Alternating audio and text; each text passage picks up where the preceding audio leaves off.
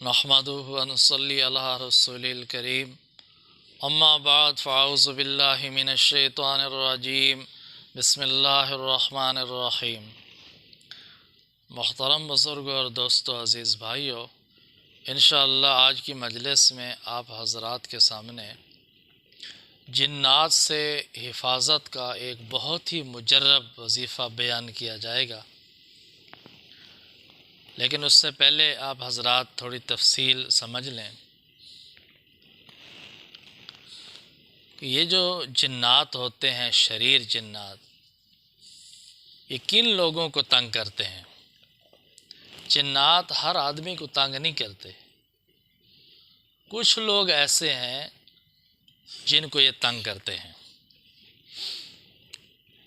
ان لوگوں کی ایک قسم تو وہ ہے جو لوگ عملیات کے ذریعے، وظائف کے ذریعے جنات پر قابو پانا چاہتے ہیں، جنات کو مسخر کرنا چاہتے ہیں،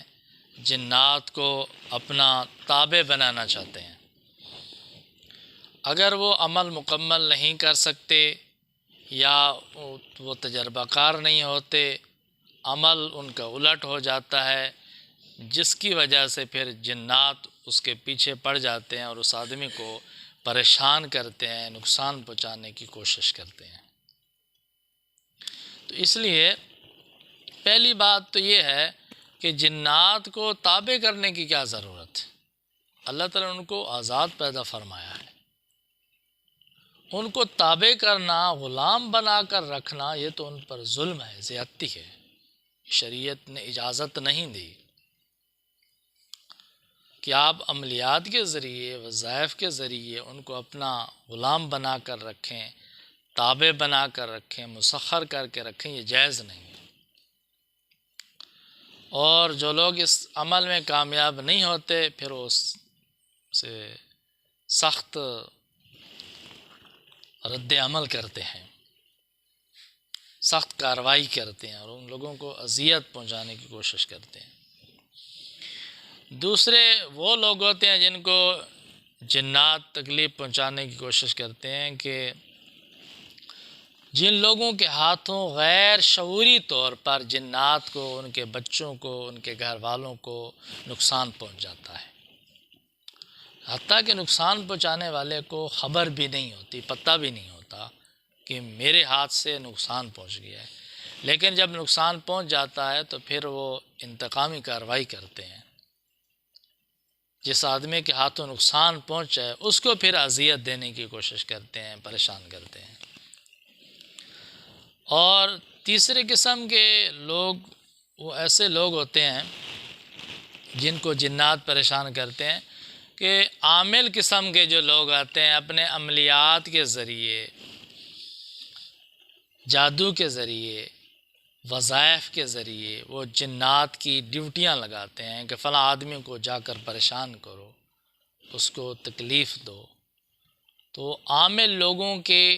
ڈیوٹی لگانے کی وجہ سے بھی جنات تکلیف پہنچانے کی کوشش کرتے ہیں اور مسلط ہو جاتے ہیں،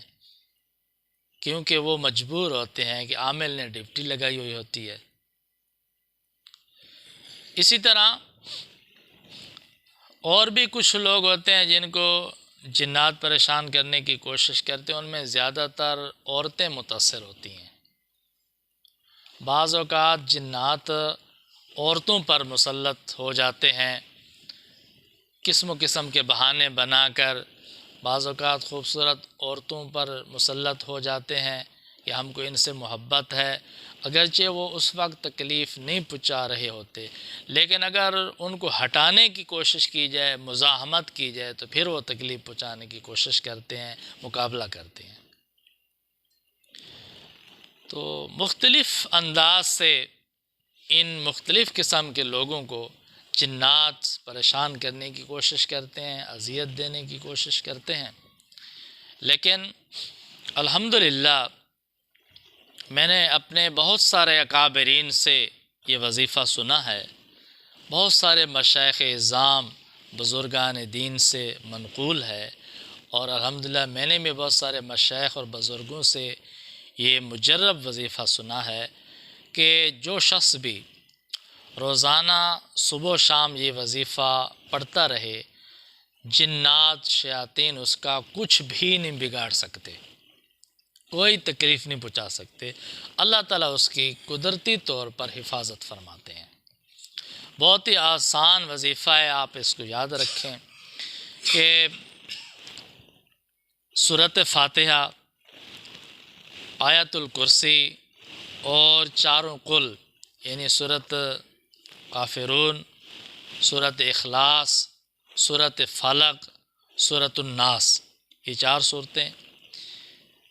اور آیت الکرسی اور سورۃ فاتحہ،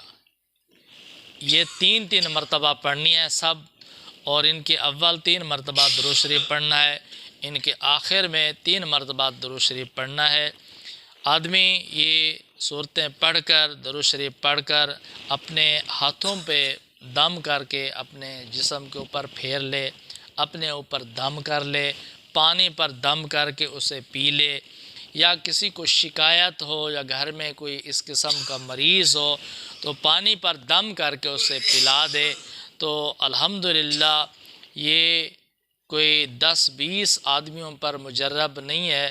ہزاروں لوگوں نے تجربہ کیا ہے، لاکھوں لوگوں نے تجربہ کیا ہے، اور یہ مجرب ثابت ہوا ہے کہ اس وظیفے کی برکت سے اللہ تعالیٰ نے نجات بھی عطا فرمائی ہے، حفاظت بھی عطا فرمائی ہے۔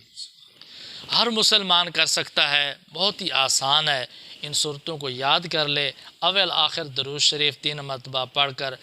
دم کرے، اپنے اوپر بھی دم کر سکتا ہے، اپنے بال بچوں کے اوپر بھی دم کر سکتا ہے۔ دعا ہے کہ اللہ تعالیٰ ہم سب کو عمل کرنے کی توفیق عطا فرمائیں۔ وآخر دعوانا ان الحمد للہ رب العالمین۔